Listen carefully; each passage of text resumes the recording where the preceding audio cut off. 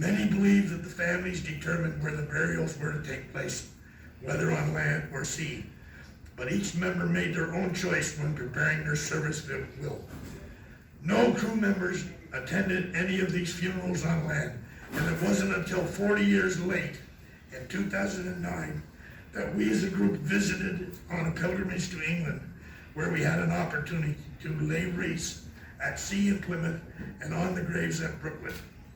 Also buried at Brookwood with our shipmates are two of the three crew members from the disaster on board HMCS Nipigon in October 1965. One crew member was buried at sea. This year at 1100 hours on the 22nd of October 2021, Canada House will be conducting a service at Brookwood Cemetery for Kootenay, and in my heart for all Canadians buried there. Brookwood is the largest gravesite in the UK. Hundreds of Canadian veterans from both world wars, along with a small number of Cold War veterans, are interred there.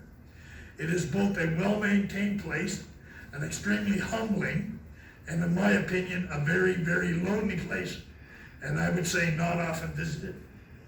When you have to leave your mates behind, it creates a sadness within you that time does not erase.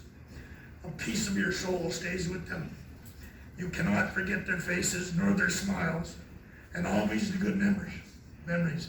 They never age like we do. At least they have each other.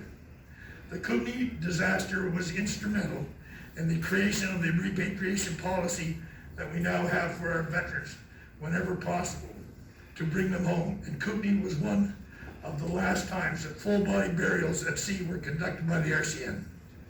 Sadly, such places as Brookwood are becoming forgotten, but not by those of us with a direct connection. If you think on this, all Canadians have a direct connection and a reason to never forget.